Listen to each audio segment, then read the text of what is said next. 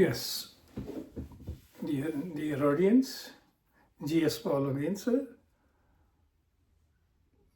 We have started the cell division, and we have seen there are two types of cell division, mitosis and meiosis. Mitosis is for somatic cells, the body cells, and we have seen it already. Today we shall see meiosis. Meiosis is a reductional cell division in which the number of chromosomes is reduced to half. Actually, meios means half, reducing the number of chromosomes to half. Now,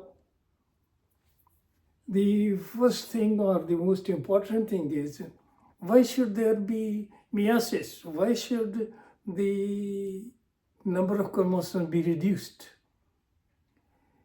Actually, the answer is, if the number of chromosomes is not reduced, then the gametes, in sexual reproduction, the male gamete sperm and the female gamete ovum, when they meet together to form a zygote, each one should have half the number of chromosomes. That is 23 in sperm and 23 in the ovum, resulting in the formation of zygote 46 chromosomes. If the number of chromosomes is not reduced, the total number of chromosomes, if the chromosomes remain 46 and 46 in both the gametes, then the total number of chromosomes will increase, that is, will be 92. Now, that doesn't seem to be appropriate. So therefore, nature, Kudrat, the law of nature, to which we generally call as God, has introduced a process of reductional cell division, that is meiosis, in which the number of chromosomes is reduced to half in the gametes. Now, if the number of chromosomes has to be reduced in the gametes, then we should know that the gametes are produced in a specific region of the body of a male as well as a female. In male, it is testis, and in female, it is the ovary. So these are the only two organs where reductional cell division, meiosis, takes place, which means the cells present in these two organs are different from the body cells, that is somatic cells. These cells which undergo the process of reductional cell division are called meiotic cells. They are called as meiotic cells or myocytes. Now, for me it's very strange, and for you it should also be very strange, that the cells present in the testes and ovary, in the gonads, are capable of undergoing reductional cell division or meiosis, and no other cell in the body. No, that is also a strange phenomenon arranged or organized by the nature. Now, what happens in meiosis? The cell division is actually almost similar as it is in mitosis. What I mean is, it has those four stages of prophase, metaphase, anaphase, and telophase. Now, but in meiosis, the meiosis takes place in two stages. That means two meiotic divisions takes place, and we call it as meiosis 1 and meiosis 2. In meiosis 1, there are same stages: prophase 1, metaphase 1, anaphase 1, and telophase 1. And in meiosis 2, there are 4 stages: prophase 2, metaphase 2, anaphase 2, and telophase 2. So I shall be describing meiosis under 2 stages: meiosis 1 and meiosis 2. We shall be describing meiosis 1 first. Now this cell which has to undergo meiosis undergoes a stage which is called preparatory stage. That means interphase, in which the cell matures itself, cell prepares itself for meiosis. Now during this is before actually meiosis starts, and therefore this is called as interphase. During this interphase, actually cell matures up, prepares itself in every respect, develops, and the nucleus develops, the nuclear membrane makes its appearance, and all the cell organelles show up. Now we shall be mainly concerned with the 2 structures of the cell in meiotic cell division. Those 2 structures are the centrosome and the chromosome. Now what happens in interphase? The first thing is that the centrosome divides into 2. One centriole divides into 2 centrioles, and these 2 centrioles start separating apart. This happens in interphase. The second thing is that chromosomes replicate itself, which means, now what is chromosome actually? We should understand that chromosome is actually in the cell, it is chromatin material. Chromatin material condenses into a chromosome, and chromosome has hundreds of genes, and genes have DNA, that is a chemical molecule, which is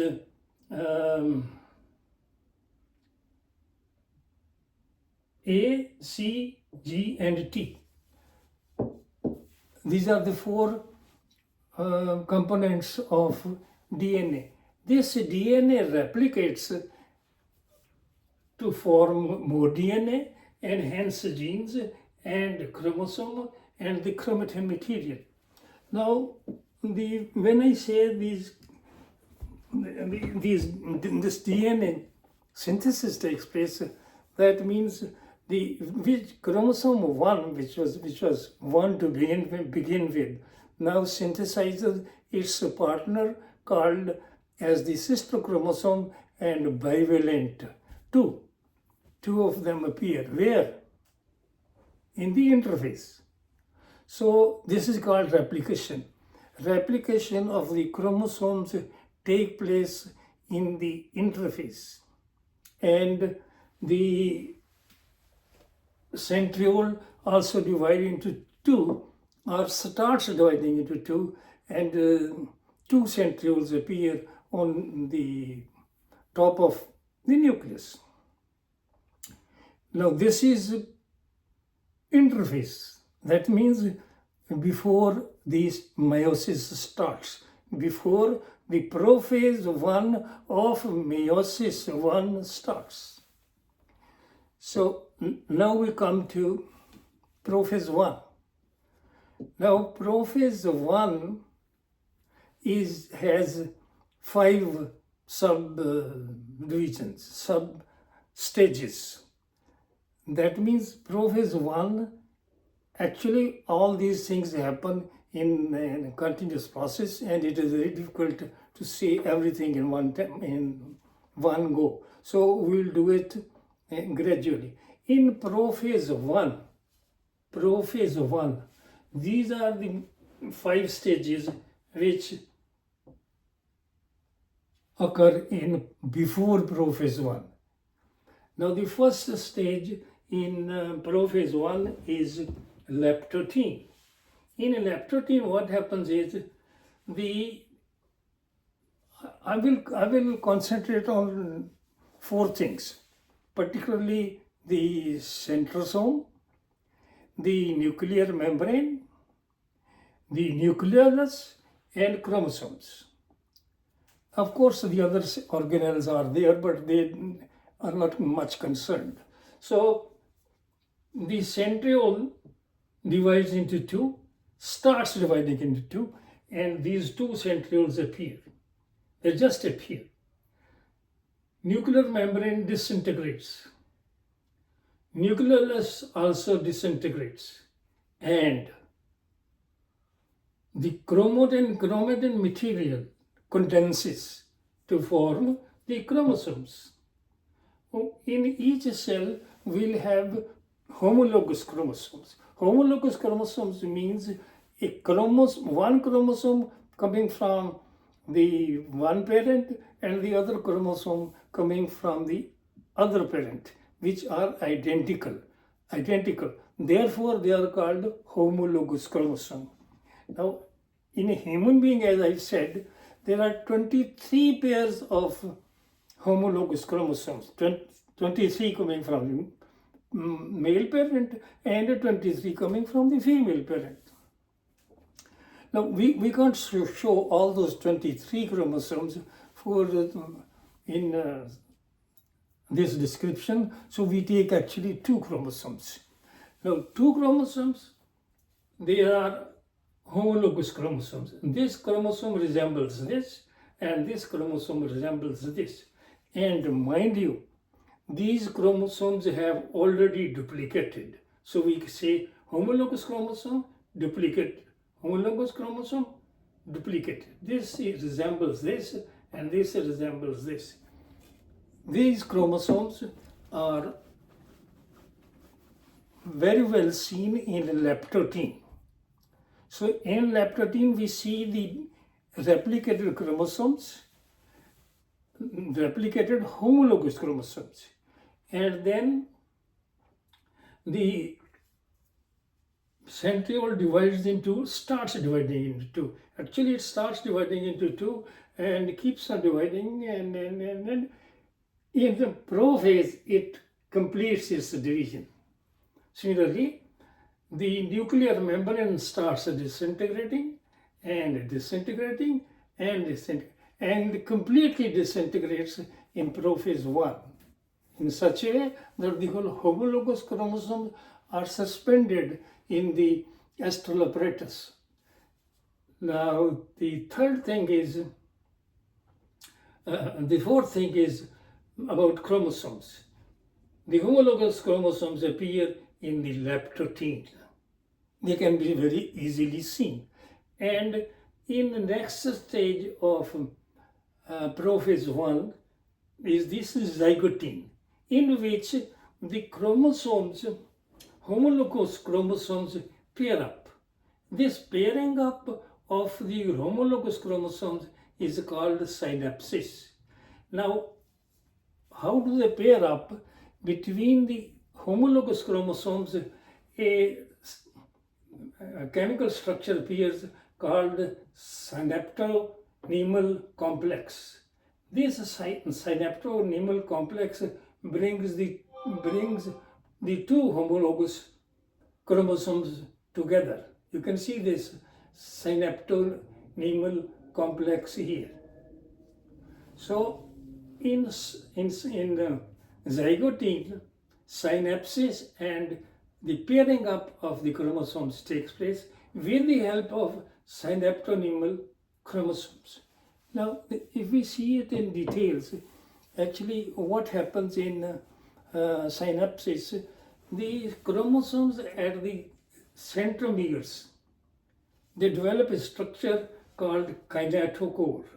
This is actually synaptonymal complex appears at the kinetochore and hence holds the two chromosomes together. And this makes the so-called bivalents, now they become tetravalent and tetrates. Now, so what happens in zygote synapsis? That means chromosomes, homologous chromosomes come together. When they come together with the help of synaptonymal complex, and during this, the next stage is packeting. In packeting, these chromosomes which have come together, they non-sister chromosomes. That means the chromosomes which are towards the inner side of the homologous chromosomes are called synaptonymal complex. Now, in this non-sister chromatids, crossing over takes place. I have tried to explain the crossing over here. These are two homologous chromosomes, replicated chromosomes, and the non-sister chromatid of the two homologous chromosomes cross over. And this crossing over, that is the two, actually it can take place at many times, but two of them cross over like this. During this crossing over, what happens is that this part of the chromosome goes towards this, and this part of the chromosome goes towards this.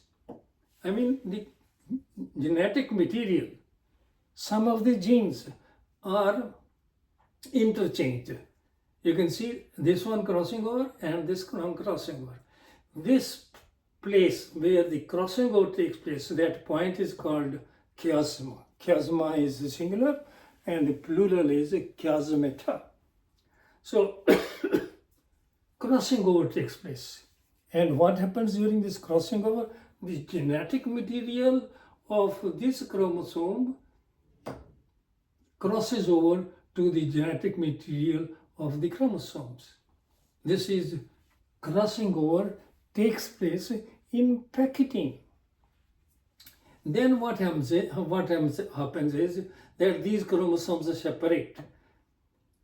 For separation, what happens is that the synaptonymal complex disintegrates. Hence, they go apart. Now, when they go apart, you can see a part of this chromatid has gone over to this, and a part of this chromosome gone over to this. Actually, the homologous chromosome remain attached at the point of exchange, that is at chiasmata. Now, this separation of the homologous replicated chromosomes is called the separation of homologous chromosomes, and this takes place in diplotin. That is the next stage of prophase 1. After diplotin, when they have separated, now we come back again to centrioles are ready to separate, and chromatin and the nuclear membrane has disintegrated, and the replicated chromosomes and crossed over chromosomes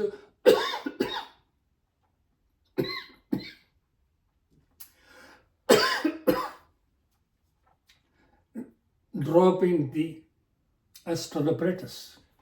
And this stage is called diakinesis, where nuclear membrane breaks up and the homologous crossed over chromosomes drop in the astrolabratus, which is formed by the centrioles. This is prophase 1. So what happens in prophase 1 actually? What I'm trying to explain in prophase 1, number 1, crossing over. Number 2, centrioles. Number 3, the nucleus disappears, nuclear membrane disappears, and this stage is arrived. And this stage is called prophase 1. Now, in prophase 1, we see the duplicated homologous chromosomes like that. Then comes the metaphase. In the metaphase, these duplicated homologous chromosomes line up in the middle. And when they line up in the middle, they line up in the middle irrespective of what the chromosomes, the adjacent chromosomes are. And this is called independent assortment. In metaphase, independent assortment of the chromosomes take place. Now, in metaphase, you have to remember only two things. One, chromosomes line up in the middle of the cell. And number 2, the arrangement of these chromosomes is independent assortment or independent of the other chromosomes. Actually, there are 23 pairs of chromosomes. But because we are trying to explain, these chromosomes arrange themselves independently of each other. So in metaphase 1, the chromosomes, I will put it straight, in details, homologous chromosomes, homologous replicated chromosomes line up in the middle of the in the cell, and this is called, we have already seen, the tetrad. Now this is metaphase. Then what happens is the anaphase. The duplicated or replicated homologous chromosomes now separate.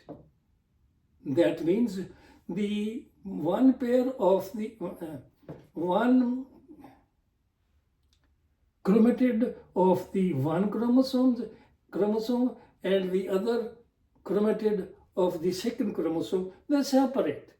Hence, the number of chromosomes is reduced in anaphase. That means the number of chromosomes here has been 2n. That means diploid chromosomes. 2n means diploid. But in anaphase, these chromatids, because they separate, therefore the number of chromosomes is already halved, and this reduction of chromosomes takes place in anaphase. The sister chromatid and the sister chromatids. And also, actually, at the end of the anaphase, a constriction appears in the cell membrane. It appears, it is not actually happening in anaphase. This is the first stage, first step towards the next stage of the prophase 1, that is telophase 1. In telophase 1, this constriction deepens and divides the cell into two daughter cells. And these two daughter cells are having n number of chromosomes, The number of chromosomes is reduced to half. I have to understand this. I have to clearly make this picture in your mind. There, the cell which had 26 chromosomes or diploid chromosomes is the number of chromosomes is halved in prophase 1. That means in the last stage of prophase 1, that is the telophase 1. Now, the chromosomes appear separately. Around the chromosome, then nuclear membrane forms, and the nucleus is formed. Chromosomes join together to form chromatin material, and the centrosome, one centrosome on the each side, and other cell organelles make their appearance. And this, when the two daughter cells are formed, the meiosis 1 has ended. And meiosis 1, we have to remember that two main things have happened. One, crossing over. Two, independent assortment. And actually three, the number of chromosomes is reduced to half. Now, when meiosis 1 ends, there is a stage called interkinesis. That means these cells undergo a period of rest. During the resting period, each daughter cell develops into a complete cell in itself. A complete cell in itself. That is, the nucleus becomes evident, nucleolus appears, the nuclear membrane appears, the centrosome, single centrosome, and all other organelles of the cell appear.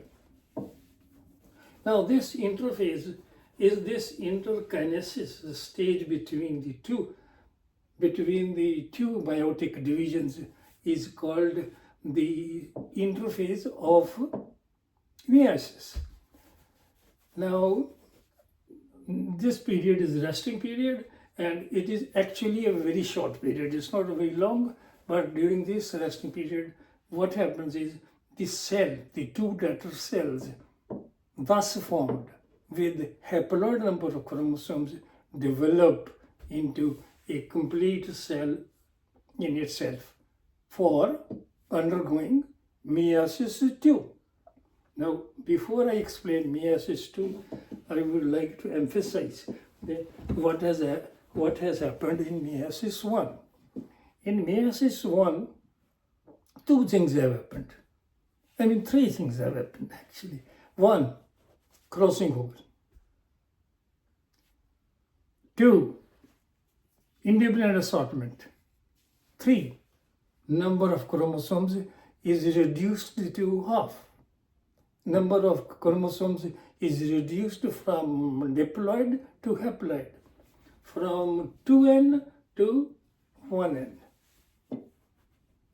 Now these two daughter cells thus formed will undergo meiosis 2. Now what is meiosis 2? Or what happens in meiosis 2? We shall see it next time, because I told you that this meiosis is a lengthy process, and the process also takes very long time, and so we shall look into it in two stages. Meiosis 1 is done, and meiosis 2 will be seen the next time. Thank you very much, and I shall repeat, as I often say, if there are questions, I'm sure there will be some questions you will be asking, and you should put these questions in the comment section, and I'll read through this and I'll answer each question. And if you remember, I have already said, a good student asks questions, and if you don't ask questions in educational psychology, they say the student who doesn't ask questions is a boy, and a boy who asks questions is a student. So please ask questions, and I'm sure you should have liked this. And thumbs up that you have liked it. And please, if you have liked, I'm sure you have liked this, you should pass it on to others. Human beings, they should know what is happening. They should know what is happening in their body. and they should know what is happening in their reproductive organs. I mean the testes in male and the ovaries in female. If you do not know what is happening in your body, in your gonads, you are not a human being, up-to-date human being. You should know. So please pass it on to your friends, and I shall see you in the next lesson. And that will be meiosis 2. Don't forget, it's just the continuation. Thank you.